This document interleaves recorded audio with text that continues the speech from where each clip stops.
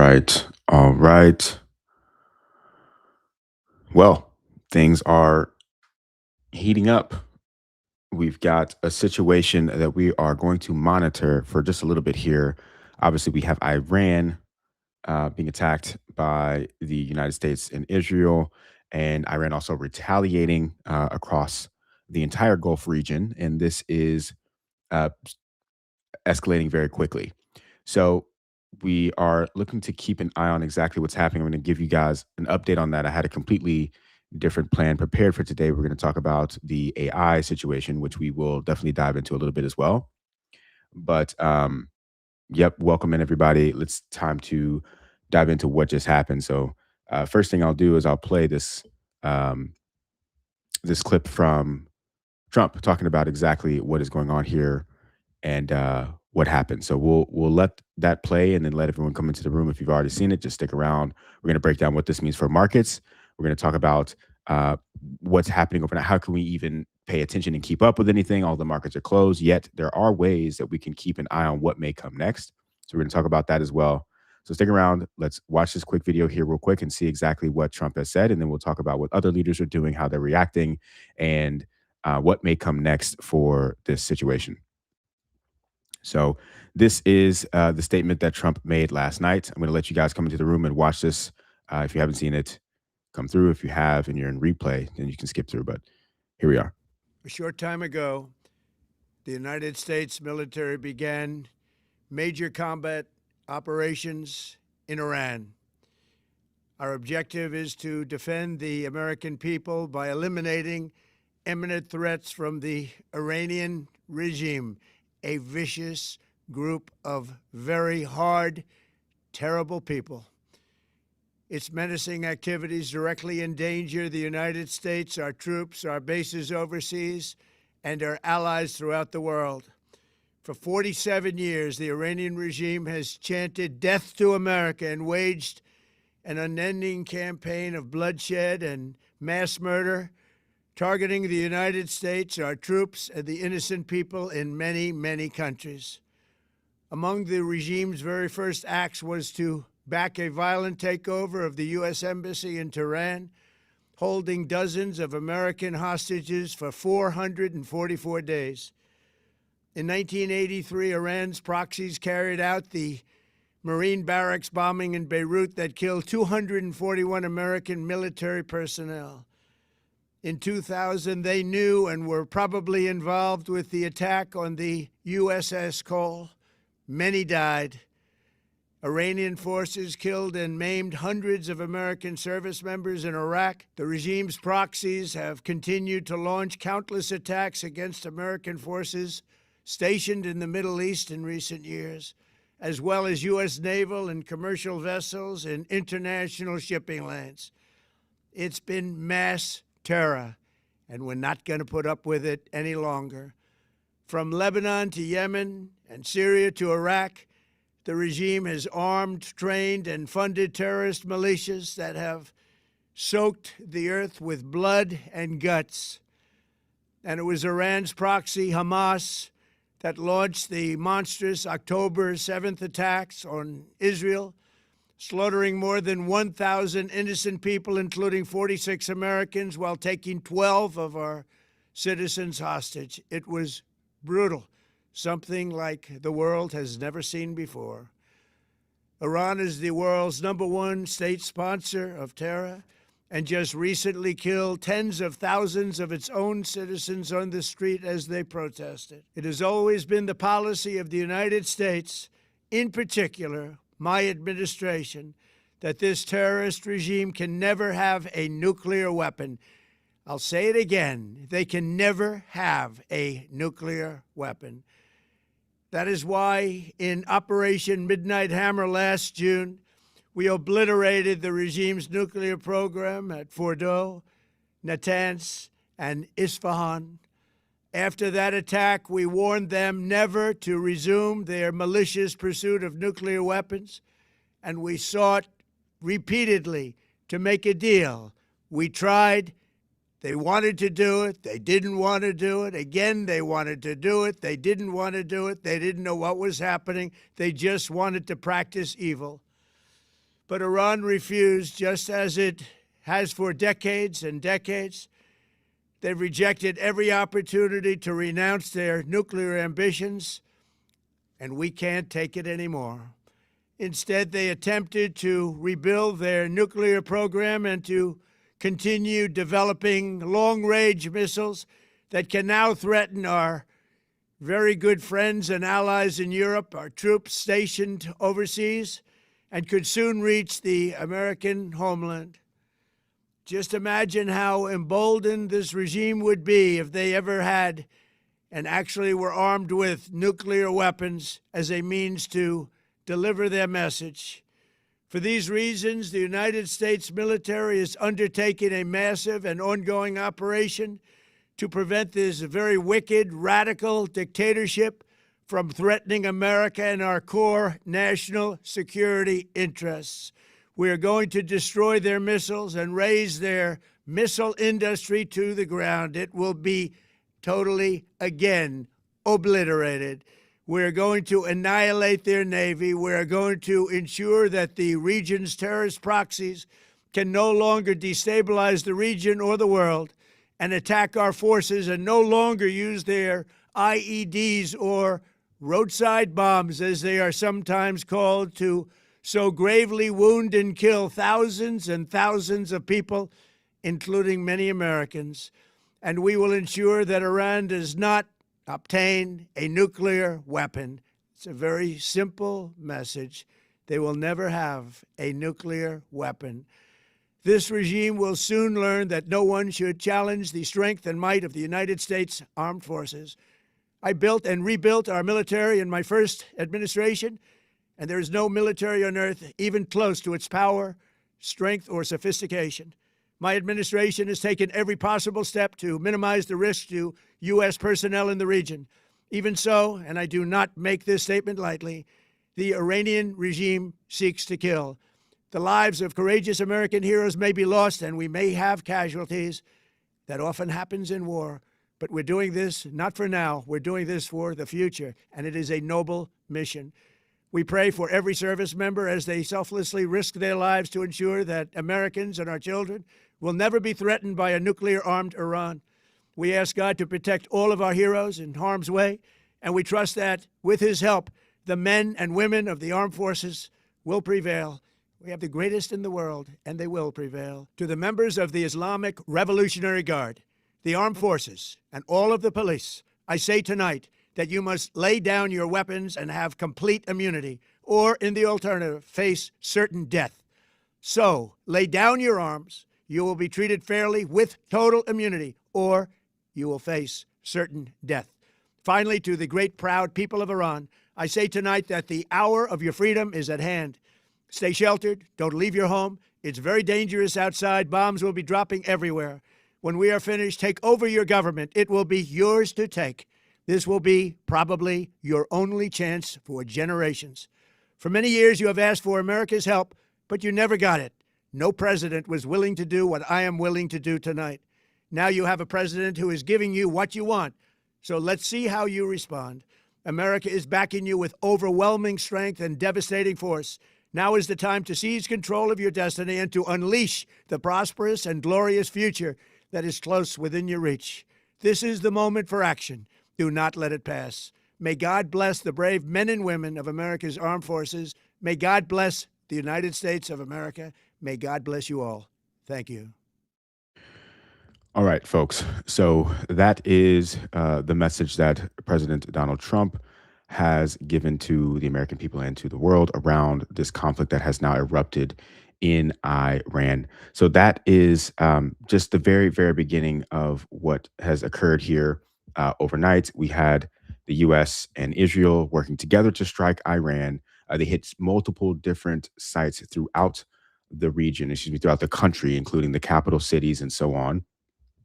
And essentially, we are people are bracing for this to turn into an all-out sort of conflict. Let's see if I can switch those around. There we go. So Iran has struck back. All right, they sent missiles across the entire Gulf region. Some of the debris fell into other countries as well. And their whole thing is essentially just it's really hard to tell exactly why they've taken the approach that they have, but they've sent out missiles to all of these different countries across the region. I'm going to break down some of that and just show you also some footage of some of the things that we've seen so far. So this right here is off of Reddit, and it said that there was an attack on a U.S. radar in Bahrain, just so you guys can see a little bit of this if you haven't already. مسيرة اضرب اضرب اضرب اضرب اضرب اضرب اضرب. Devastating situation here. There are obviously people that are going to be civilians that are going to um, be hurt throughout all of this, and I just want to preface with saying that that is terrible. Um, so here we have some debris fell in Dubai as well. So a lot of these countries in the Gulf have been intercepting a lot of the missiles that Iran has shot, and because of that, there's still some debris that's coming down. And here in Dubai, there was a hotel that was hit, I believe, from some debris. A quick footage here, real quick.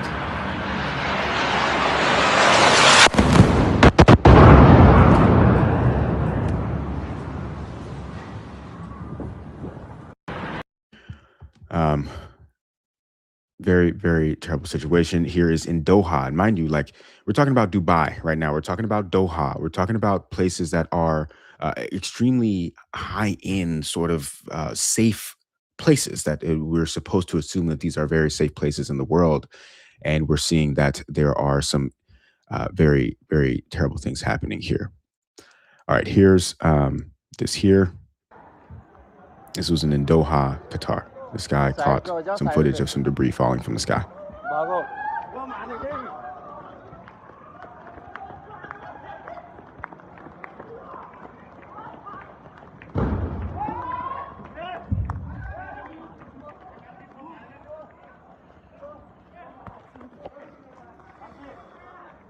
Oh my god.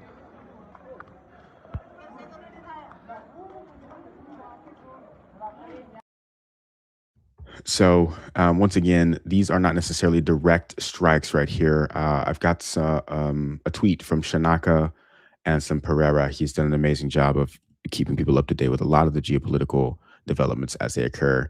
And he said here that Iran just fired missiles at 5 countries simultaneously. Here's what actually happened to each of them. Bahrain confirmed a hit on the U.S. Navy Fifth Fleet headquarters. Bahrain's own state news agency reported the strike. No casualty figures released yet. This is the command center for every American naval operation in the Persian Gulf, and it was struck. In the UAE, you had multiple missiles intercepted by Emirati air defenses. One civilian that was actually killed in Abu Dhabi from falling debris. The UAE Defense Ministry confirmed the intercepts. The Emiratis just absorbed an act of war on its sovereign territory from a country it shares a maritime border with. And then you had Qatar. A missile was intercepted, 0 damage. The Qatari Interior Ministry confirmed that. And the same country Iran just attacked is the country that hosted AI Udaid for 20 years as a gesture of regional balance. That balance ended this morning. And then you had Kuwait. The Kuna state news agency confirmed missiles were dealt with in Kuwaiti airspace. No reported damage.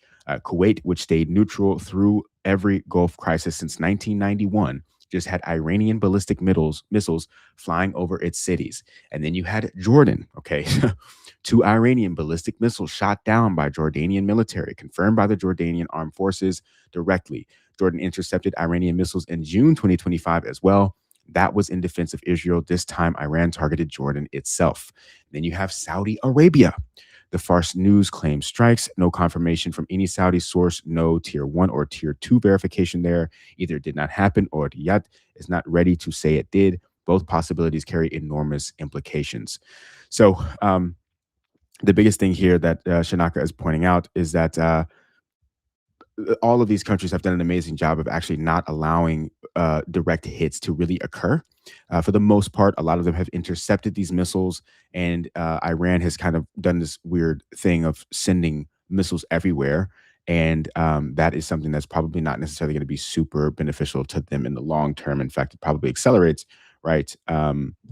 Any responses from these countries and them all coming together. So I'm not sure what their strategy really is here. Maybe there's something deeper to this than what I'm understanding. But one of the things that I also wanted to point out is that all of this happened right after the United States actually declined to use um, Anthropic. Okay, so we're going to talk a little bit more about that later. But you know, less than 24 hours after the Department of War in the United States said that, hey, look, Anthropic, you're not allowing us to use AI technology to the fullest capacity. And in that scenario, then we have to dump you and we're going to tell everyone else to dump you. And there's an entire, whole thing going on over there. But now this has happened overnight. It's also worth noting that all of this is always going to happen on a weekend. Why? Because it does not allow the markets to actually react to this in real time. It's a big part of, I'm sure, why these decisions are being made. We saw the same thing happen with Venezuela. We've seen the same thing happen for years and years. You don't want the markets to be able to react to this kind of information in real time. It could cause calamitous effects. So one of the things that I also wanted to point out really quickly is that, last year in 2025, the United States did strike Iran. They had this incredible operation where they flew over Iran, dropped bombs that went underground to target their nuclear facilities. Um, and in that, they said that they obliterated Iran's nuclear program. And so a couple of weeks ago, people were coming out like, okay, so why are you so aggressive about what's happening in Iran now? Why are you getting ready to attack them if you already obliterated their nuclear program? They came out and said, the United States said, they're a week away from having a nuclear weapon again, or at least having the materials that they need to build a nuclear weapon. And so this is one of the things that's kind of being debated about right now, like what's really going on. Why would the United States go out and bomb Iran if they had already taken care of their nuclear facilities last year when they did that bombing exercise then? Well, surprise, surprise. There's a big chance that this has to do with one of the world's most important natural resources. So Lee Wolf here, he said, look, Venezuela, Iran, Cuba, Greenland, Panama, it's all interconnected and it all points to China. As US energy ramps up and China is deprived of subsidized oil, subsidized shipping channels, freedom of navigation through sovereign waters, and allies that can cause the US problems, their global position diminishes substantially and their costs of doing business skyrocket. Venezuela and Iran account for something like 20% of oil imports, and they're getting an insane deal on it. China has a huge problem if that oil goes away. You'd be forgiven for thinking Trump's foreign policy seems random and chaotic, but it's actually one of the most focused and thus far, in his eyes, this guy's saying, well executed foreign policies in the last two generations. So this comes in response to this article here saying that the U.S. now produces more oil than Saudi Arabia and Russia combined. The U.S. is now producing more than them there and also potentially more natural gas than both of these combined as well. So these are two things to keep in mind as we continue to monitor the situation. Essentially, China has very, very much so depended upon Iran for oil, and which brings us to the next point here. First, China is importing an average of 1.3 million barrels per day in 2025 from Iranian oil in particular. Now, the thing that I wanted to point out here is that Iran, throughout all of this, has actually made a very important move. What have they done? They have actually canceled any movement through what is called the Strait of Hormuz. Now, so Iran's Revolutionary Guards tell ships passage through the Strait of Hormuz is not allowed.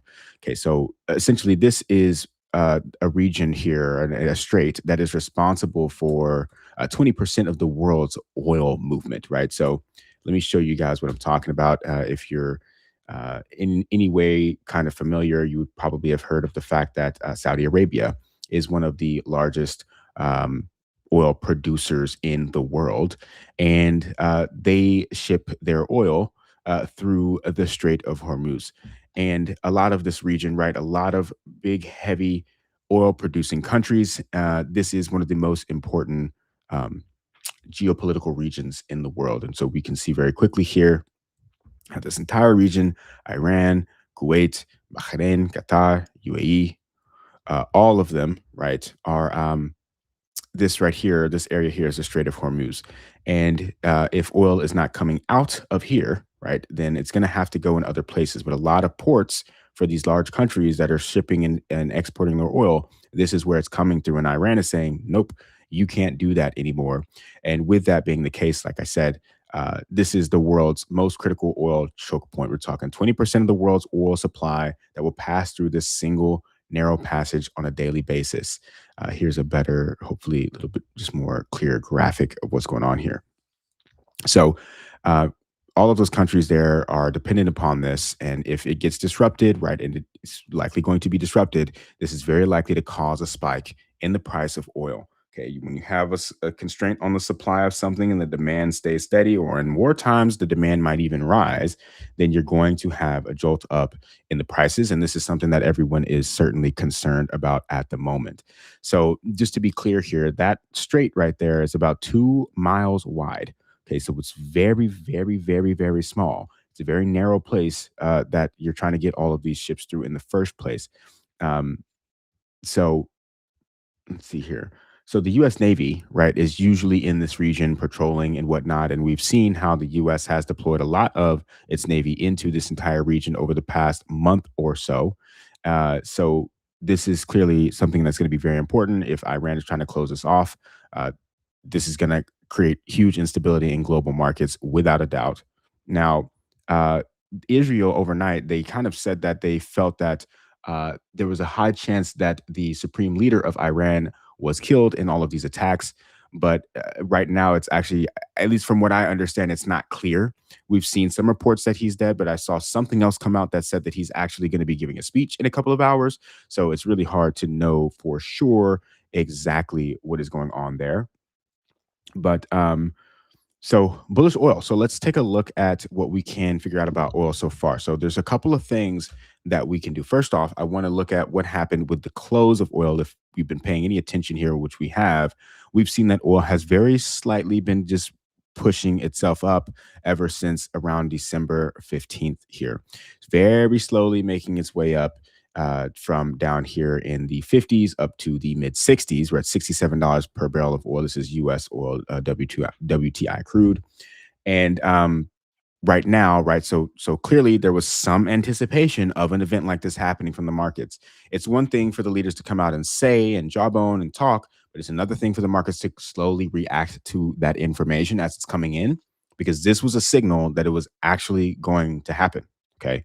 Now, this is just what the market closed at on Friday. It closed at $67.28. But we also have some other markets that are trading at the moment in other countries, which are called this is a type of contract, a type of financial instrument called a contract for difference. And these are currently trading at the moment, and they're showing that oil has surged about 10%. Okay. So this is an index. That's why it's kind of a weird pricing mechanism here, but it's really a little bit more than 10%. But I'm going to just say more than 10% of a spike in the price of oil is likely what we're going to see going into the next week. So just something to keep an eye on here. We're doing our best to monitor the situation, if you will, regarding what happens next with oil. And this is one of those things to keep a look on. Now, poly market, unfortunately, is happening at the moment. So we're getting some information from poly market as well. Uh, Basically, there's a 73% chance that Khamenei, the leader of Iran, will be out by March 31st. So whether that is through him being obviously attacked, assassinated, or if this is through some other sort of regime change, this is what the market is betting on. 73% chance that obviously has risen drastically overnight here. So I'm going to back up for a second. There's also people here who are going to be interested in what's happening. There's only so many markets that are trading at the moment. Bitcoin. Okay, Bitcoin had a little bit of a reaction overnight where it slipped some, but it really hasn't moved. And I'll say that's pretty fascinating to see that Bitcoin is just simply not reacting to this at all whatsoever.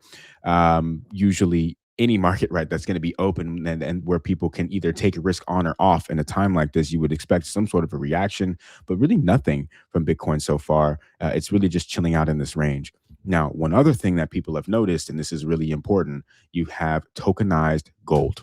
Okay, tokenized gold has made a little bit of a run up over the past 24 hours here. We're seeing that it's chilling out at $54.24 per ounce, almost making a new all-time high over here on the Pax Gold in particular. Okay, so this is what's happening across the markets that we can identify at this particular moment in time. Now, uh, will we expect gold to continue to rise during these times? I would say so. I played you guys a clip this morning on the YouTube channel from Stanley Druckenmiller, essentially talking about what he sees for what comes next with the world. I'll pull. to add to this conversation, because I do think it does kind of serve to understand what might be things to think about regarding how to protect yourself and your money throughout these times if we continue to get a heating up of the situation in a geopolitical format. So I'm going to play this clip right here from Stanley Druckenmiller, and then we'll step back and break it down a little bit further. Here we go there. It appears to me the U.S. economy is already strong, and it's going to get much stronger because we're looking at the big, beautiful bill, looking at a lot of stimulus. My guess is the Fed is certainly not going to hike and probably going to cut. So that's a backdrop. But against that backdrop, that would be wonderful if we were undervalued. We're not undervalued. We're toward the top of the valuation range historically. What would be exciting about developing a hedge fund portfolio right now is the one thing I'm sure of is there's massive disruption and massive change ahead. So actually for the opportunity set for the next 3 or 4 years, I'm really excited. Macro has been dead for 10 or 15 years. I don't think that's the case anymore. If you know anything about me, I tend to change my mind every 3 weeks. But given the backdrop, we would probably be long more an eclectic basket of equities. For until the fall the last 3 years, our portfolio was very much AI driven. We still have drips and drabs of AI around, but it's not driving the engine anymore. To some extent, we still have big positions in Japan and Korea. Some of them are AI, some of them are not. We're bearish on the US dollar, mainly because sort of the top of the historic range in terms of purchasing power. And foreigners are way, way overloaded in dollars. And I don't know whether it's like a sell America trade, because it's more like if they don't buy American assets on a net basis because of the trade balance and because the position in the dollar will go down on its own. And we think that is the most likely course here. And we own copper. It's not a genius trade. It's a big consensus trade. There's no supply coming on, a meaningful supply, very tight for the next 8 years. And obviously you have a big add-on from AI and data centers. We're not long copper equities as much as we are. We just keep rolling the front end. We have some gold. That's mainly a geopolitical trade. It's not so much a monetary trade. And then because we're long all these risk assets I just mentioned, we're short bonds.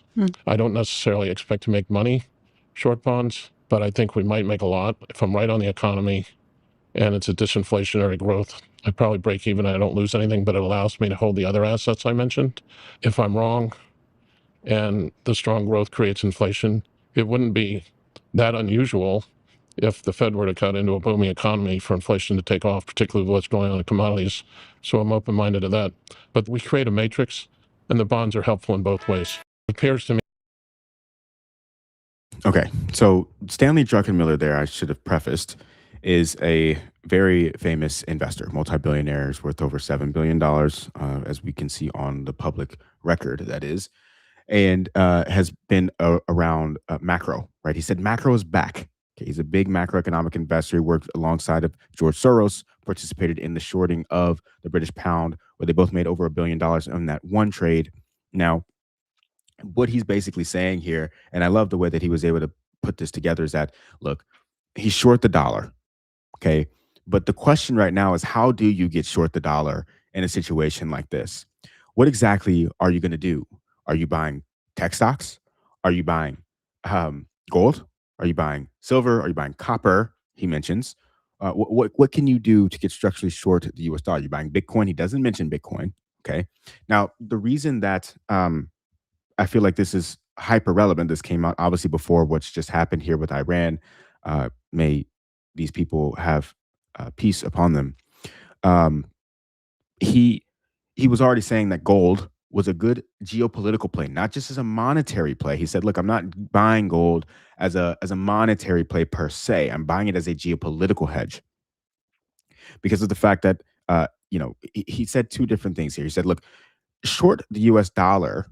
Okay. It's not just that people are trying to get away from America.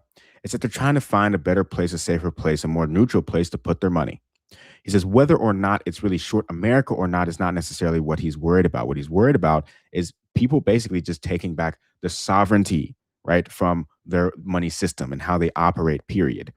Does that mean that the US stock market is not going to perform well? Does that mean that US stocks won't be great? That is not the case. Um, so, anyways, just wanted to kind of break a little bit of that down. He also talked about being short, being, did you say short bonds? Let me run that back real quick.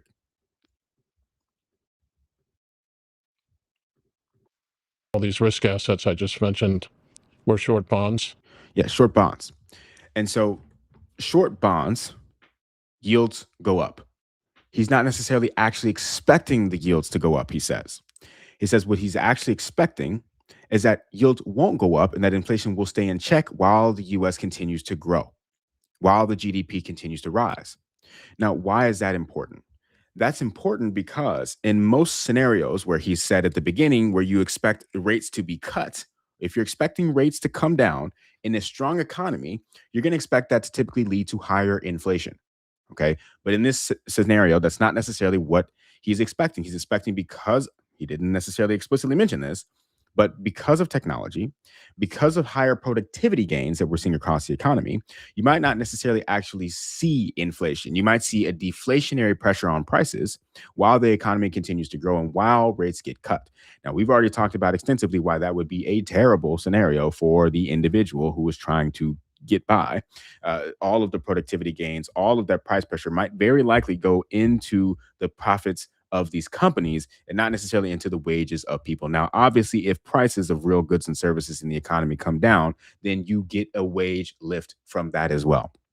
But the point being here is that gold, he's very confident about. He says that copper is a consensus trade. So basically, he's saying that everyone's aware of the fact that copper, is in a deficit already, a structural deficit that will need to be addressed.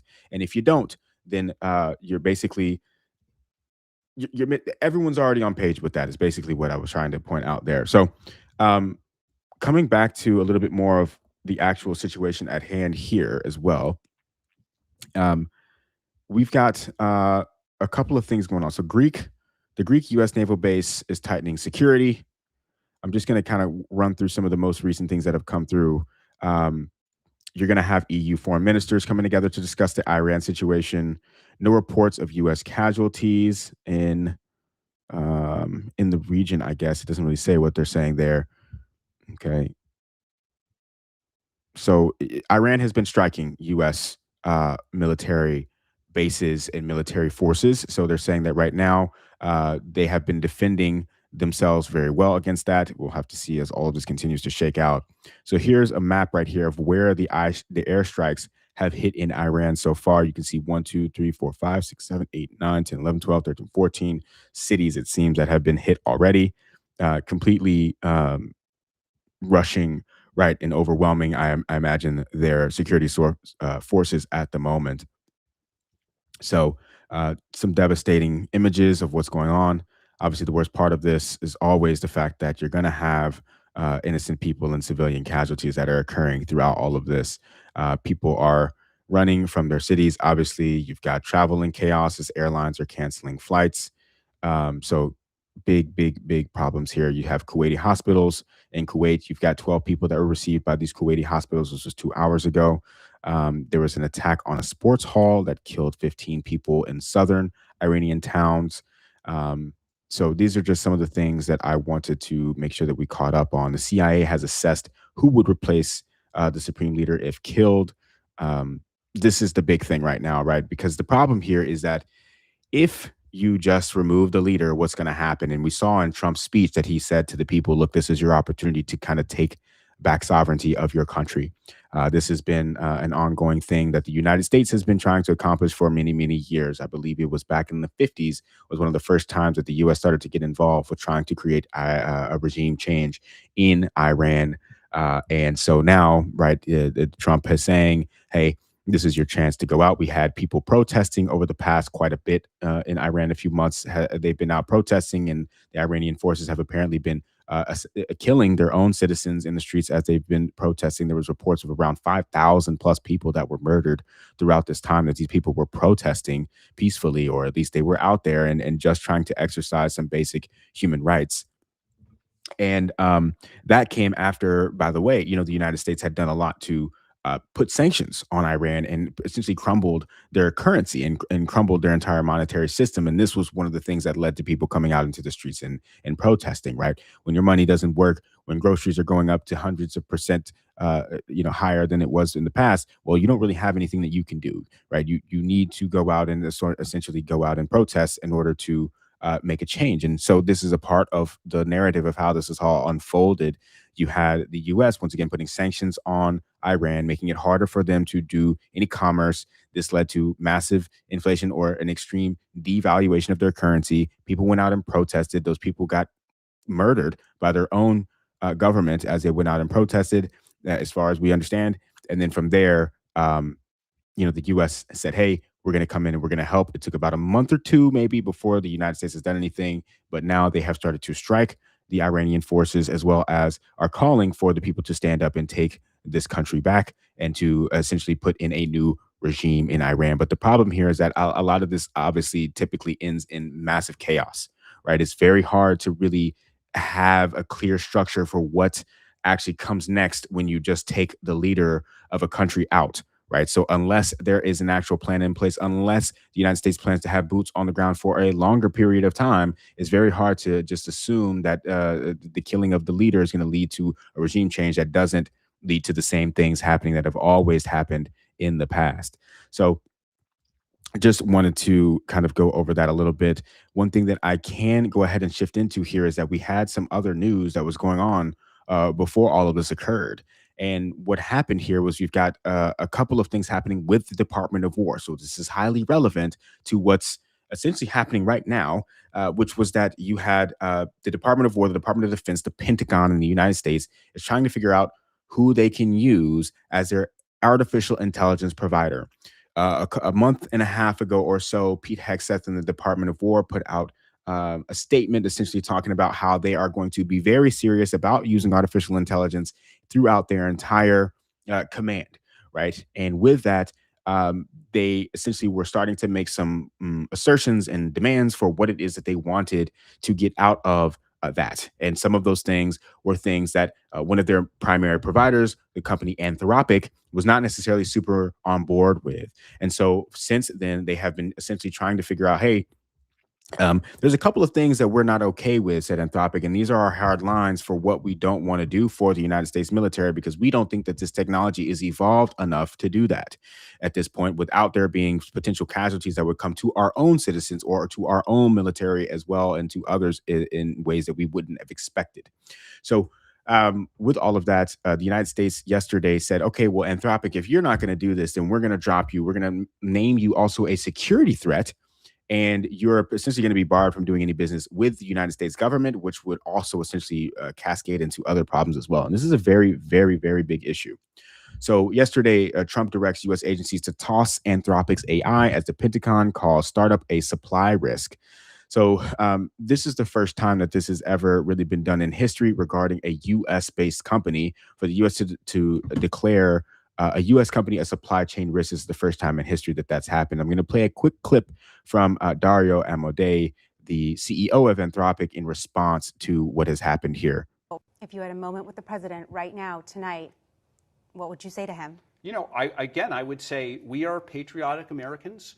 We have done everything we have done has been for the sake of this country, for the sake of supporting U.S. national security. Our leaning forward in deploying our models with the military was done because we believe in this country. We believe in defeating our autocratic adversaries. We believe in defending America. The red lines we have drawn, we drew because we believe that crossing those red lines is contrary to American values. And we wanted to stand up for American values. And when we were threatened with supply chain designation and Defense Production Act, which are unprecedented intrusions into the private economy by the government, we exercised our classic First Amendment rights to speak up and disagree with the government. Disagreeing with the government is the most American thing in the world. And we are patriots. In everything we have done here, we have stood up for the values of this country. So, very compelling message here from Dario. There's a huge, how would I say, clash about this right now. You have people saying, well, this company, this private company, should not be able to tell the United States government what to and what not to do with technology that's being built, especially in the United States of America. So, that's one approach. People are saying, look, this is national security. We can't have these companies, these private companies, making value judgments on how to use this technology. There's been a lot of scenarios that have been put up in like a joking kind of a way of like, oh, okay, so let's say that. So let me actually back up and actually show you exactly what happened here regarding what was agreed upon and what was not agreed upon, and then we can give some scenarios of what this actually looks like. So, a couple of days ago, before the Department of Defense finally made its full decision, Dario Amodei put out a statement about what's going on here and how they feel about uh, basically bending to the knee of what the United States government actually wants from them. So he said, I believe deeply in the existential importance of using AI to defend the United States and other democracies and to defeat our autocratic adversaries. Anthropic has therefore worked proactively to deploy our models to the Department of War and intelligence community. We were the first frontier AI company to deploy our models in the US government's classified networks, the first to deploy them at the national laboratories, and the first to provide custom models for national security customers. Claude is extensively deployed across the Department of War and other national security agencies for mission critical applications such as intelligence analysis, modeling and simulation, operational planning, cyber operations, and more. Anthropic has acted to defend America's lead in AI, even when it is against the company's short term interests. We chose to forego several $100 million in revenue to cut off the use of Claude firms that were linked to, use of Claude by firms linked to the Chinese Communist Party, some who have been designated by the Department of War as Chinese military companies. They've shut down CCP sponsored cyber attacks that attempted to abuse Claude and have advocated for strong export controls on chips to ensure a democratic advantage. Anthropic understands that the Department of War, not private companies, makes military decisions. We have never raised objections to particular military operations nor attempted to limit the use of our technology in an ad hoc manner. Now, there was two things that they said that they wanted to make sure that they were not participating in. And the first one of them is mass domestic surveillance. He said, look, we support the use of AI for lawful foreign intelligence and counterintelligence missions, but using these systems for mass domestic surveillance is incompatible with democratic values. AI-driven mass surveillance presents serious novel risks to our fundamental liberties. To the extent that such surveillance is currently legal, that is only because the law has not yet caught up with the rapidly evolving capabilities of AI. For example, under the current law, the US government can purchase detailed records of Americans' movements, web browsing, and associations from public sources without obtaining a warrant, a practice the intelligence community has acknowledged. Okay, so we need to do a full hard stop right there because that to me was a fascinating statement. And he linked to this article. And I have to break this down with you guys because this is absolutely fascinating. So in 2022, the Office of the Director of National Intelligence, they put together a panel and a report on what's called commercially available information. Okay, and now there's obviously some redactions and whatnot throughout this report, but I'm going to give you guys a summary that I've put together from what I found inside of this document. Now, the commercially available information is data that anyone can buy on the open market. Okay. So, as we know, over the past 20, 30 years, as the internet has been around, there have been a lot of companies that collect our data. And what do? They sell it. They sell it to companies, they sell it to other organizations. And the problem here is that in this, what they make the argument for in this document here is that this can also be purchased by other foreign nations. Okay. This can also be purchased by adversarial people. So this is a really important piece of this conversation. So just give me a quick second to break this down. So commercially available information can include location data from a smartphone app. It can be social media data sets. It can be anything from a data broker website. It could be credit consumer data, web browsing behavior, public records, and aggregated analytics. And what you can infer from this kind of information could be where someone has been, their location, who they know, who they've spoken to, behavioral patterns, political and religious associations, purchasing behavior, and so on and so forth. So the point that they're making in here is that this information can be processed by machines and therefore can be used to train AI models. It can be combined with other data sets and can be de-anonymized easily. So the way that the director of national intelligence was looking at this is that, well, this is extremely valuable for intelligence, meaning commercially available information is extremely valuable for intelligence. But adversaries can also buy the same data. If the U.S. doesn't use it, then its competitors will use it. So, anyways, this all leads into some research that was released very recently about kind of being able to. Uh-oh. It's about being able to very quickly and easily de-anonymize data at a very cheap cost. So there was this research article that came out a few days ago from some researchers in Switzerland, and what they found was that, and this has also been like fact checked about this guy's interpretation, but just to get the gist of this guy's saying that your internet identity can now be unmasked for $1. For $1 to $4 is what the study found. You can basically very quickly at scale figure out what someone's anonymous online identity actually is by linking it across all of these other different data points that they have across the internet.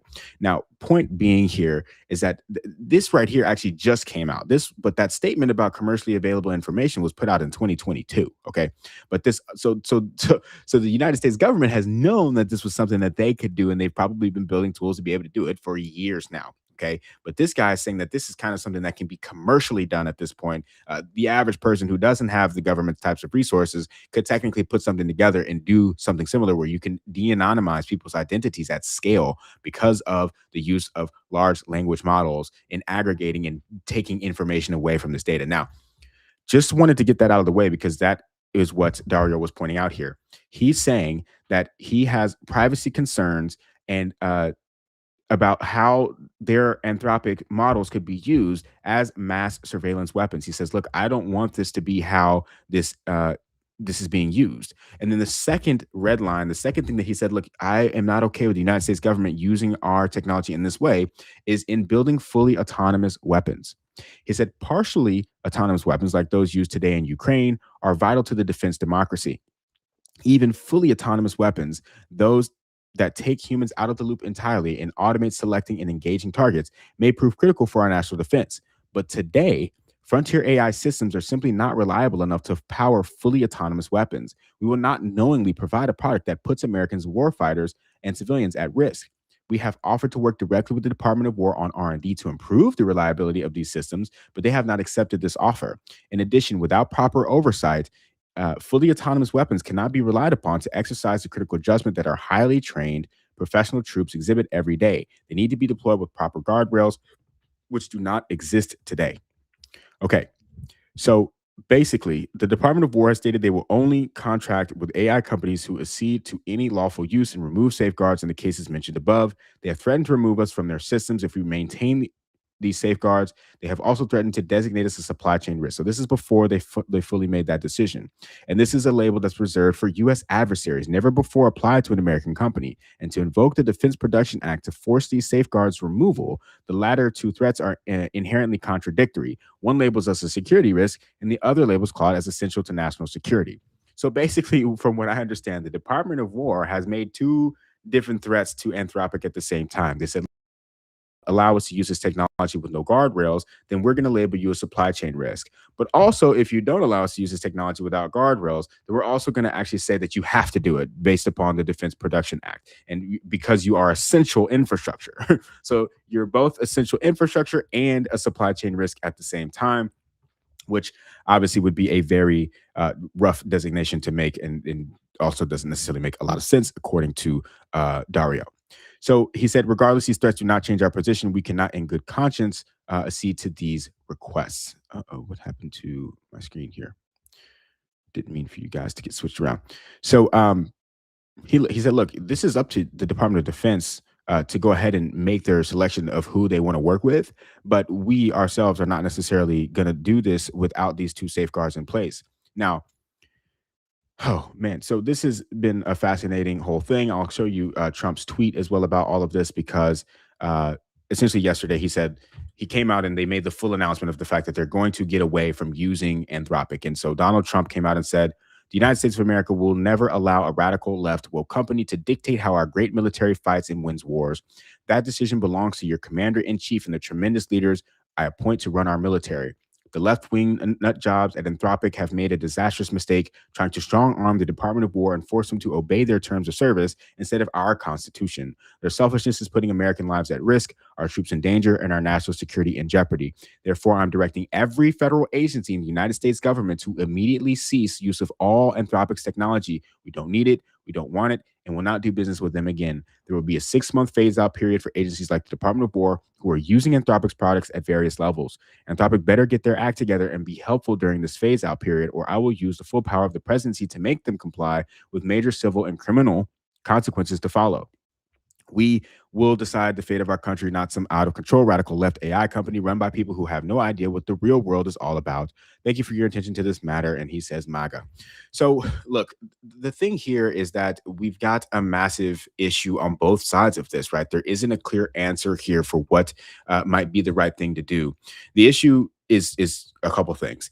You've got the fact that the United States' adversaries like China and others who are getting ahead in this technology might not be putting these types of guardrails up, right? So if you put these guardrails up while others do not, then you might have a situation where they can do things that you cannot.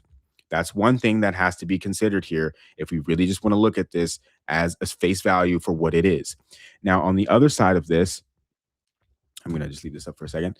The other side of this is obviously that, do we really want the US to be, why is it doing that? To essentially be monitoring its citizens or doing things that would not be constitutional, right? Regarding how to use these weapons or how to use this technology as far as monitoring for its citizens, right? So there's not really a clear cut answer here to what is the right thing. I think this is a tough decision, and I think this is a decision that I'm glad that Amode Dario is having to make, and not myself. Especially understanding that he's, also going to be sacrificing some money as well to make that happen. So the thing that was most interesting about how this actually plays out is that as soon as Dario steps away from the situation, we've got OpenAI. What did they do? They swept right in. They struck a deal with the Pentagon hours after rival Anthropic was blacklisted by Trump. So Sam Altman said on X that his company has come to terms with the Defense Department for use of its models in their classified network. Now, what's the most fascinating thing about this was what Sam Altman actually said in his tweet. So let's go ahead. So let's go ahead and do something. So tonight, he said, we reached an agreement with the Department of War to deploy our models in their classified work. In all our interactions, the Department of War displayed a deep respect for safety and a desire to partner to achieve the best possible outcome. AI safety and wide distribution of benefits are at the core of our mission. Two of our most important safety principles are prohibitions on domestic mass surveillance and human accountability for the use of force, including for autonomous weapon systems. The Department of War agrees with these principles, reflects them in law and policy, and we put them in our agreement. Okay, so let's take a second real quick, because everyone's confused about this. Like, does it really make sense that all of a sudden,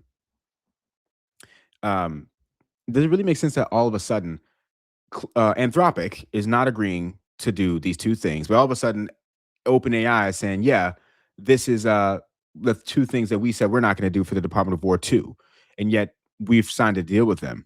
So everyone's calling this out, and they're like, "Well, that doesn't make any sense." And the thing is we won't ever see the agreement, right? This isn't something that we'll see.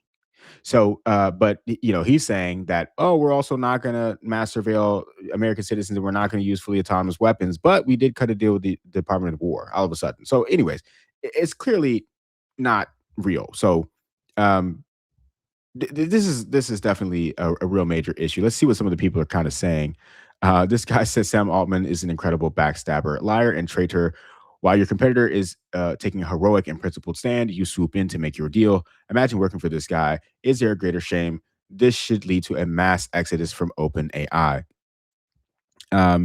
So, anyways, guys, it's pretty obvious that, so this guy says the Department of Defense just agreed to the same two conditions with OpenAI that Anthropic was asking for. Can someone explain? I genuinely don't understand. Yeah, this guy said we're all going to die. That's terrible. So, anyways, just wanted to kind of give a quick update on this situation here as well, because it definitely doesn't make any sense that they would just all of a sudden uh, be good. So let's see what also this note is saying. Government officials have contradicted Sam's claim, saying OpenAI will allow the Department of War to use their models for all lawful purposes. This could allow for uses Anthropic refused to engage in, namely mass surveillance tools and weapon systems with no human oversight. So this is the senior official Jeremy Lewin, who is the official account for Secretary of State for Foreign Assistance, Humanitarian Affairs, and Religious Freedoms. So I guess, yeah. So he said, for the avoidance of doubt, the OpenAI contract flows from the touchstone of all lawful use the Department of War has rightfully insisted upon and XAI agreed to. But as Sam explained, it references certain existing legal authorities and includes certain mutually agreed upon safety mechanisms. This, again, is a compromise that Anthropic offered and rejected. Even if the substantive issues are the same, there is a huge difference between memorializing specific safety concerns by reference to particular legal and policy authorities, which are products of our constitutional and political system, and two, insisting upon a set of prudential constraints subject to the interpretation of a private company and CEO. Okay, got it. So basically, what they're saying is that, look, they don't like the idea that some CEO is going to be the one that gets to make the decision of like what is morally acceptable behavior, or the definitions of an autonomous system, or domestic mass surveillance, right? If we have a CEO or an individual who is not the United States government making the decision of what those terms actually mean, then that probably isn't going to work. And I think that's kind of what he's trying to point out here. So anyways, those were a couple of things that I wanted to point out. A couple other things that we wanted to go over. We had massive layoffs, okay, that happened that have happened in this past week, and this whole year has been insane. So everyone's trying to talk about, is AI actually taking all the jobs? I think the question is a little bit different. We're going to have to think a little bit more about this. So Challenger, Gray and Christmas, a large research firm, has come out and said that January had the highest layoffs that we've seen since 2009. Okay, so U.S.-based employers announced 108,000 job cuts in January, an increase of 118% from the 50,000 cuts in the same month last year, which is up 205% from the December cuts. And this is the highest for the month of January since 2009, which was obviously during the great financial crisis. Now, a quick message from Dario, the founder of Anthropic, about some of these AI layoffs. This was a little bit back, I believe, at least a year or so ago. He talks about what he really thinks about the future of these AI layoffs and what this means for the future of work. So let's hear him talk about this. You've said AI could wipe out half of all entry-level white-collar jobs and spike unemployment to 10 to 20% in the next 1 to 5 years. Yes, that's shocking. That is the future we could see if we don't become aware of this problem now. Half of all entry-level white-collar jobs. Well, if we look at entry-level consultants, lawyers, financial professionals, many of kind of the white-collar service industries, a lot of what they do, AI models are already quite good at, and without intervention. It's hard to imagine that there won't be some significant job impact there. And my worry is that it'll be broad and it'll be faster than what we've seen with previous technology. All right. So Dario himself seems to believe that there will be massive cuts to jobs that come. And we saw over the weekend, as the weekend started, where some of this started to come into play with Block. Okay. So Jack Dorsey just made some massive layoff announcement that I want to share with you. If you haven't seen it already, you probably have. Jack is the founder of Twitter, and he left Twitter a while ago to start working on some different projects. One of them is a company called Square, which is now named Block. And he said he made this whole note talking about basically how they're laying off 40% of their entire workforce. Now, Everyone's freaking out about this. He essentially mentions AI in this and says that AI is going to be playing a massive role in why they're making these job cuts. And a lot of people have had some clapback on this. There's like, hey, really, the problem is that you just don't know how to staff a company. But this sets a precedent because when he did this, to be clear, the price of his company, the price of their shares, excuse me, jumped by about 20%. Okay. So that was an important thing to notice. If we start to see companies laying off and then getting rewarded for that by the markets, then that could have a very, very interesting impact on how things happen moving forward. So this guy right here said a company with 24 billion, this guy, Akash Gupta, says a company with 24 billion in revenue and 24% gross profit growth just cut 4,000 people while raising its 2026 guidance to 12 billion in gross profit. The stock ripped 20% after hours. Now, the market added roughly 6 billion in market cap, and that's 1.5 million dollars in enterprise value created per eliminated role. He says that Block is the canary in the coal mine, and they are not alone. There was another job cuts from ASML that happened last month. And Salesforce cut 5,000 after AI agents started handling 50% of customer interactions. Amazon cut 16,000 in January and 14,000 in October last year. He said that Dorsey has said the quiet part out loud. Intelligence tools paired with smaller teams have already changed what it means to run a company. He chose one massive cut over repeated rounds because his words said, in his words, gradual cuts destroy morale and trust. The restructuring charges are 450 to 500 million that the operating income Block is guiding. That pays for itself in 2 quarters. After that, pure margin expansion. That's why Wall Street rewarded it instantly. So that's like the positive take, or the pro AI, as in AI is actually this important take. And then there's a guy that says, look, when Elon came in and fired 80% of Twitter, he's crazy. When Jack fires 40% of Block, he's visionary. Honestly, I think the biggest takeaway here is that Jack just seems to overstaff his companies by roughly 40 to 80%. A little bit of a funny take, but also a potentially real look at the situation there. So another thing that's been happening here is that people are freaking out about the unemployment rate and what's actually going to happen. We had the Citrini article that came out a week ago, or came out on Sunday, I guess, this past week, where it went over the doom loop of how companies are investing in AI. Once those companies invest in AI, they'll have to lay off their workers. Those workers will not have money to spend. When they don't have money to spend, then aggregate demand in the economy falls more. And then these companies have to protect their profits by going out and investing into more AI. Now, Polymarket basically has this chart here where people are trying to figure out what are the chances of a 6% unemployment rate in 2025. And they're saying that there's about an 18% chance of seeing a 6% unemployment rate in the United States. And let me tell you right now, that would not be good. So some concerns that this could actually go down. Now, a couple of anecdotes that I wanted to go over in this space. This guy called the Tech Layoff Tracker, I think he actually just spun this account up. This is just, look, I don't know how real this statement is, but it's just a thought, right, for us to exercise together. This guy said somewhere that, why was I not laid off? He said, my entire team got laid off, every single one. I'm the only person left. They're traumatized, and I know I'm supposed to feel bad for them, but they got severance. They also have each other, group chats, and a nice way out. I got nothing. Well, actually, now all of their work is just mine. No raise, probably no backfill, no conversion. People keep telling me to be grateful, but I feel overwhelmed and alone. Like everyone left the bus but me. I want to leave. I need to leave. But how do you job hunt when you're suddenly responsible for everything and can't drop everything? I feel completely effed. Now, this is actually something that I think is really, really, really, really important to pay attention to, because I also saw a statement around, I think it was Harvard, that made a statement around this idea that, well, work is not necessarily going to go away. What's going to happen here is that people who have jobs are going to start to get worked a lot harder. So let me go ahead and try to find that real quick, because I thought this was fascinating. They said that AI expands work. So let me share my screen really quickly here.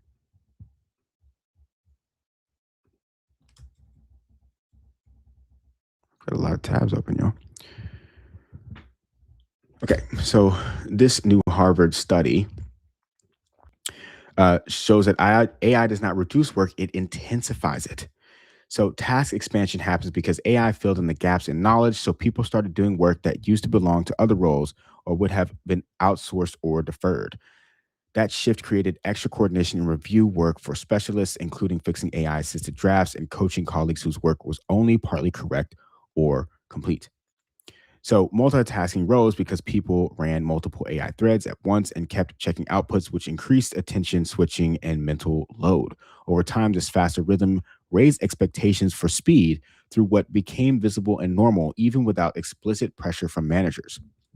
So, just something to consider here as we continue to have this conversation, um, is that it's kind of hard to know that it's kind of hard to think what's going to happen. What can happen here, excuse me, is that you get a reduction in the actual workforce itself, but the people who are working get worked overtime. They get worked in overload because their jobs have essentially been streamlined. And so everything that they would need to do is at their fingertips. And there's no reason to rely on other people for certain things.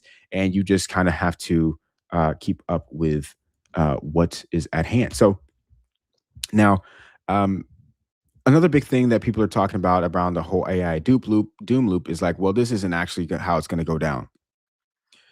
There's electricity constraints, but what it really all comes down to is that if companies if companies start to just instead of actually waiting for the announcements, or excuse me, waiting for the technology to catch up and actually be efficient enough to replace their workers, if instead they decide that they're going to get preemptive about this the way that Block did and just get rid of their employees regardless, then you could still get the doom loop.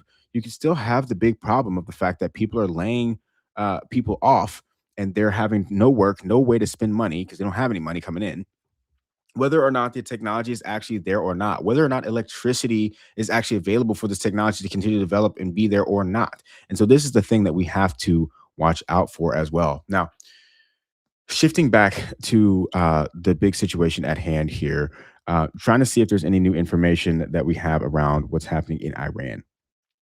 So Netanyahu says Israel destroyed the supreme leader of Iran's compound. Trump's Iran strikes are testing the unity ahead of midterms. We've also had, right, this whole conversation around are we potentially going to have the United States declare an emergency around the elections for the midterm?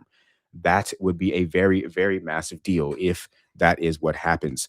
So, a couple of things that I just wanted to point out before we hop off here. And one of them is that Ripple made a very, very interesting release of a document. I believe it was yesterday. Now, for anyone here who's into digital assets and crypto, this is something that you're probably not going to be super surprised by. But Ripple actually released a blueprint for institutional digital assets trading. And I wanted to share this with you because there's just a lot of things happening at one time here.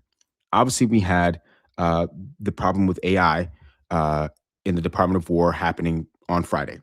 Then we get this attack in Iran, but yesterday also we had Ripple putting out this document about institutional demand for digital assets, and what they outlined throughout this document. I just want you people who are interested in this to have this and to know that this exists, so you can go and review it on your own. They've outlined the concept of having a prime brokerage for where institutions get their entry into digital assets. They say, look, right now, the way that the game works is that there's a whole lot of fractionalization. You always have to go to some particular exchange in order to make your digital assets swaps. And each of these different exchanges have their own liquidity and their own silos of what order books are being matched where. They said, hey, why don't all of you banks, as you're going to come into this space, instead of working with these exchanges, just come to one prime brokerage where we sit in the middle of all of that and we aggregate liquidity for you. So essentially, that's what this is all about. I just wanted you guys to know that that existed before I get out of here. And let's see here. So yeah, everybody, this has kind of been my breakdown of what's happened so far. I'm going to have to continue to just see what's going on as all these to happen regarding the situation with Iran. Obviously, this is a devastating situation. We are clearly heading into potentially a much higher volatility scenario. This is something that, as I saw someone say, could either be over within the next 72 hours, or that could actually happen and go on for the next, could go on for years for all we really know, especially considering the fact that this is creating a conflict throughout the entire region, right? Iran has been obviously one of the stronger players. A lot of people don't know, but Iran is also a highly populous country. Iran has a population of around 93 million, making it the 17th most populous country globally, representing about 1% of the total world population. So, this is a very large country. They have a nice amount of resources. The United States has done their best to obviously choke them out of all of their resources by using sanctions and bringing them to a place of weakness. But at the end of the day, this could be something that ends up being a much bigger deal over time. So, yeah, as Robbie J. Davis, thank you for being here and thank you for moderating, Robbie. I really appreciate you. As she said, please, if you have any questions or anything, you can go ahead and get them in now. I'll stick around for at least another 10 minutes. Just wanted to see what else you guys have going on or what's on your minds, what you want me to look at with the time that we have left here.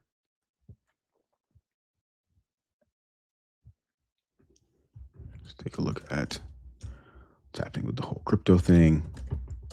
Oops. Yeah. I mean, digital assets have obviously been getting absolutely smacked down. Kind of hanging out before what I imagine will be another leg lower. So we are just at the very beginnings of essentially what could be an extended downturn for these digital assets. That is kind of what I am thinking of here. Thoughts on Greenland? Yeah, I'm not sure that I have any thoughts on Greenland.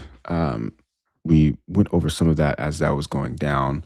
It's an important space for as far as airspace goes. Russia, if they want to launch missiles at the United States, Greenland sits in a very important place where the U.S. would want to have defense for that in place. It seems that they kind of very swiftly got what they really wanted there. The U.S. did, which was just to be able to put more stuff in place over there. I don't think they really wanted to acquire the place per se. So that's all I can really say about that. SJH, I see your comment. That's funny. Victor said Taiwan, China 2026. Yeah, this is what people are starting to talk about now. They're saying, well, this is probably going to be the thing that tips China toward Taiwan, right? Because, okay, if we're going to take all the oil, right, if we're going to choke off China's access to oil, well, then they could choke off the US's access to these chips, right, in Taiwan. So that would be a very, very clear move that they could make next. And that would be the thing that absolutely escalates this to a whole nother level. Okay, let's see. Am I excited for the future? It said Phosphit. Am I excited for the future? Oof. I am someone who tries the best to enjoy the present and really, really soak in that, because otherwise things can get really it can get really gloomy, right? So I try not to think too much about the future. I try to be optimistic about the future when I see opportunities to be so. So I mean, the thing about it is, either way, do we really have a future? This isn't philosophical corner. I'll leave that for the other channel. But the present, right, is that famous quote. The future is not real, nor is the past. All you have is the present. That's why they call it the present.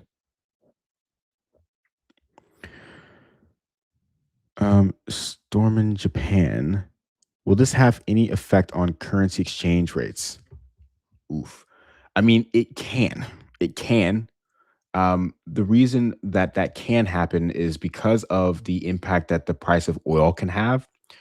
For instance, I believe it's the Australian dollar typically tends to move with oil based on the fact that they are a huge, I believe, exporter of oil over there. And I do think that that is a part of the equation. So you can see some currencies move upon the oil price. That's one thing. And then the other thing is that, well, if this leads to any other sort of trade arrangements, right, where, you start seeing sanctions on other countries who will start to try to help Iran or whatever, that could obviously also have some impacts on currency markets. Okay. Let's see.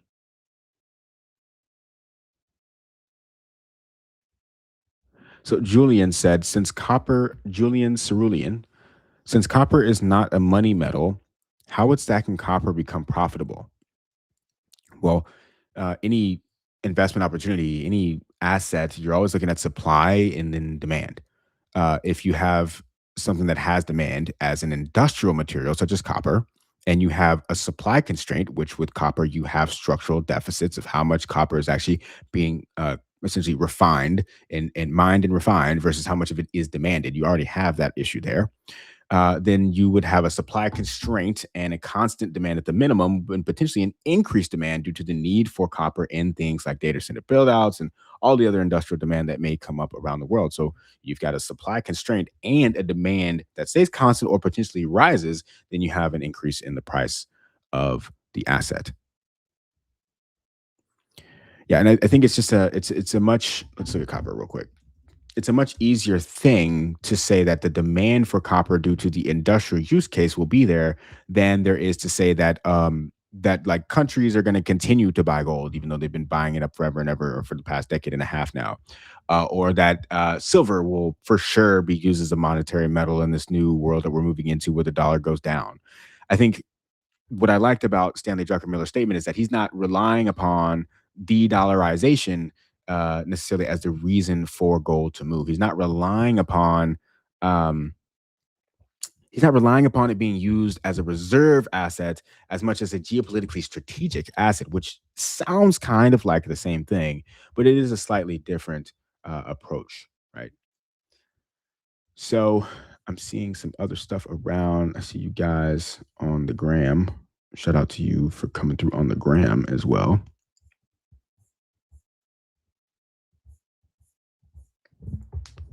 Shout out to you on the gram. I see you. Let's see here.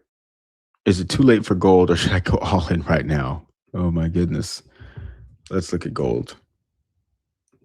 Oh man, oh man. So look, folks, we talked about it, right? A couple weeks ago, I guess it was, maybe it's 3 weeks ago now. Everybody wanted to buy gold up here. Nobody wanted to buy gold down here, right? Come on now. I know some of y'all were buying. I remember you guys talking about it. But the problem with going all in is definitely not the answer right here. But structurally, there's no reason why gold doesn't continue to perform. In my eyes, personally, I'm not. I don't think that what's happening with gold is in any way over. I think there will be multiple moments like what we saw where you get 10, 15, 20% crashes, maybe even deeper ones over the next 5, 10 years. But I think what's going to happen here is that we start to see that gold is that monetary asset that all of the boomers had been saying that it was for quite some time. Oh, you can't see me. Oh no, what happened? Oh. That's unfortunate.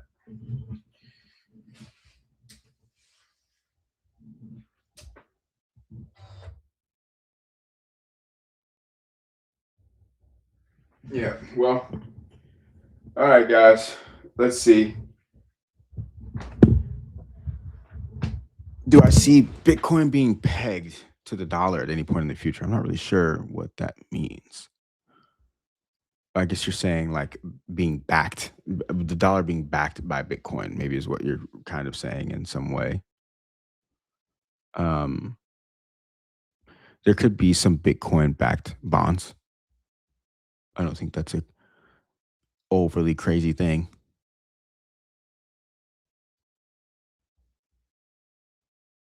Okay.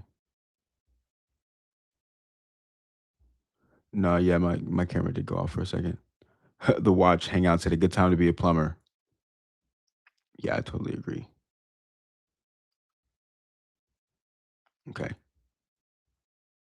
All right, now Crypto Core 121. Yes, sir.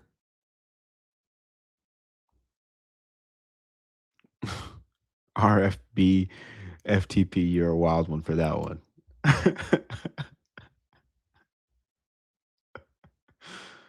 Oh my goodness. All right. Well, I mean, look, guys. Oh, I guess you know what would be fun is to talk about some controversy on Twitter.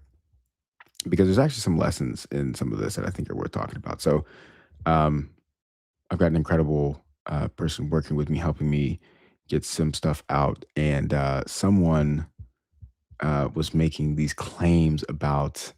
There was a couple things. There was one about stable coins, and then there's one about. Let me go ahead and pull up the Twitter. And there was one about the financialization of crypto, and people are just getting really upset about this. So I basically, in one of my videos, I came out and I was like, um, Bitcoin and its value proposition as a scarce asset potentially gets threatened when you can create all of these financial derivatives and assets on top of it. And I've just learned how crazy Twitter is. I had no idea, but people get very upset about these kinds of things. So one of these was actually a very intelligent response, which was documenting XRP said ETFs require purchase of the underlying asset, so does impact the market cap. The rest of what I was saying here makes sense. So first off, it's really important to understand that there are different kinds of ETFs. Okay, so you have ETFs that are for the spot price of something, where you would essentially have to go out and buy the actual underlying asset as an ETF provider. And there are futures ETFs that are essentially using futures to track and tack onto the price of an asset. There are futures that are based upon strategies like option strategies. I mean, you can buy an ETF that pays you a dividend based upon the fact that there are option strategies that are being deployed upon the underlying thing.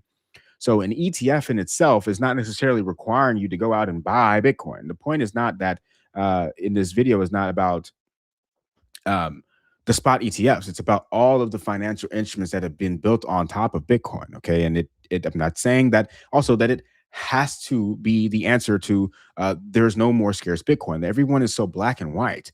I'm not saying that. I'm saying that there are things to think about. And obviously, this is a clip from a longer video, so there's also no context. These people don't they haven't seen the full video.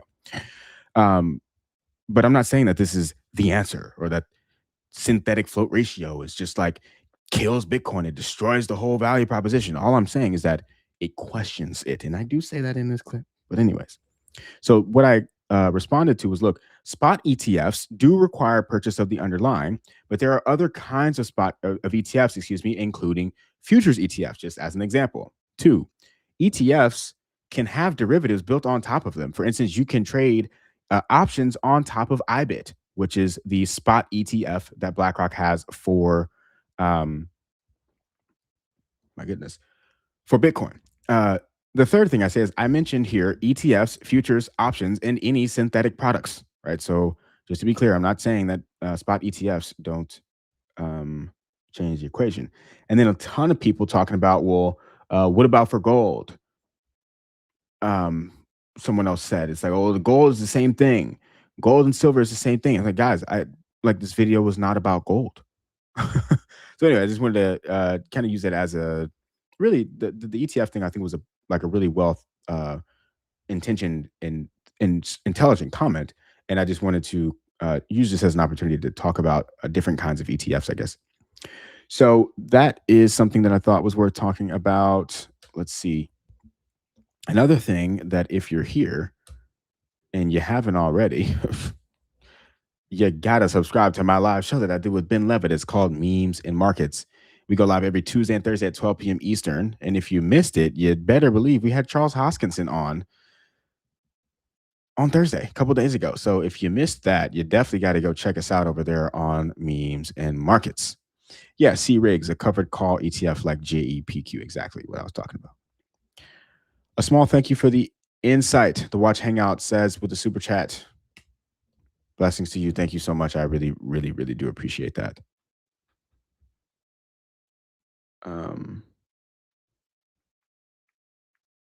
Thank you so much. Yeah, Maria Fing, no worries. Thank you for coming through. I'm definitely going to be making my way as well. If you guys don't have anything else, go check out the podcast. It's a really good time. We go live every Tuesday and Thursday. We have been having some incredible guests. Next week, we also have some amazing guests. Really talking about both the markets and what's happening in culture and how these things continue to intertwine. It's so much fun, and I also, learn a ton. being there. Can you believe that, y'all? We really had Charles Hoskins. That goes by, I think, Thread Guy. To English. So does it really matter who spoke the first words of Bitcoin if it's a collective problem of evolution? So, yeah, be sure to go check that out. Charles Hoskinson, if you didn't know, he's the founder of Cardano, the founder of a project called Midnight. And apparently he doesn't like people to say this, but it's true that he is the co-founder of Ethereum. Okay, so he's been around in the game for a very, very long time and is fundamental to this space being what it is. And huge shout out and thanks to Charles for taking the time to join us. We got to talk about a lot of really fun things, and he does a good job of breaking down the systems that we have today and why they don't really work the way that we would all like for them to. So be sure to check out that show that we have with Charles Hoskinson himself. And you can find that all in the link in the description. Okay, so if you go to the link in the description, it says subscribe to Memes and Markets, and you can see the button to go and check us out over there. So definitely do that. Come here if you come into the stream and you hit this button right here, Memes and Markets Pod. Right there, hit that subscribe button. We appreciate you so very greatly. And thank you for joining me on this Saturday. I appreciate you all for sticking around as well. Y'all are incredible people. You know that I'll be live again next Saturday at around this time. I went a little bit early today because we had the situation with Iran. I wanted to get to you guys as soon as I could. PHXMX said, Keith, quick questions. Who raised you? And where did you study? I really appreciate it. I was raised by my parents. They are amazing people. And I studied. So a lot of people keep asking that question. And I want to respond with letting you know that I talk about it more on the podcast. And I'll definitely answer that question on the podcast. I think we'll do a full video where we talk about both our paths, Ben and I. But I'll tell you that what I did to study was super irrelevant, right? It's super hyper irrelevant to all of the conversations we're having here.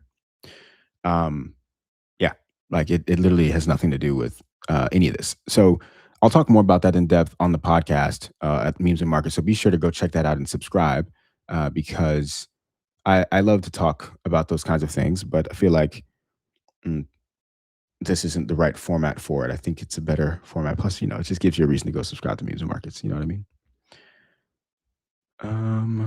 Let's see. Yeah, I appreciate you guys. Impress me. See you later. Thank you for being someone who's always around. Appreciate you.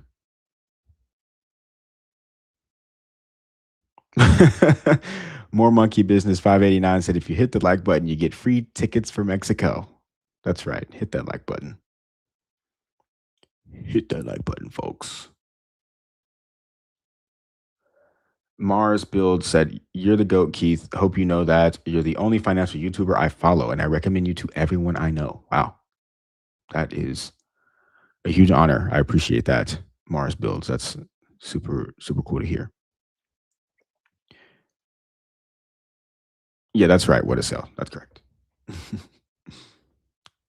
So all of this stuff that I'm trying to continue to learn and trying to continue to get a grasp on, like someone said, like Impress Me said, YouTube Uni. Like, honestly, a lot of my time has been spent on YouTube listening to people who are way, way, way, way, way smarter than me, as well as reading books, trying to get my own sorts of angles on things. And I really highly recommend reading books. I've been struggling with that since I've launched this YouTube channel and this has all gone down. So I got to get back to it. When I do, you guys will certainly continue to get much more out of me. And most of that will come on the podcast because that's where I get a lot of my live insights and things that I'm learning in real time. You'll see it. What a sale said, hello, Keith. I've been loving your shows. Thank you so much. I appreciate that. I really, really do. So very much. Yes. All right, everybody. This was a lot of fun. I appreciate you. I mean, unfortunate situations that are going on in the world, and let's definitely all be compassionate, with one another, be understanding, and let's do our best to just try to make this world a more peaceful place with the communities that we have around us. That is what I will close the stream off with. And I'm Keith D, here to talk everything money and markets. Have an amazing weekend. Try not to let this stuff get to your head too much. And until next time,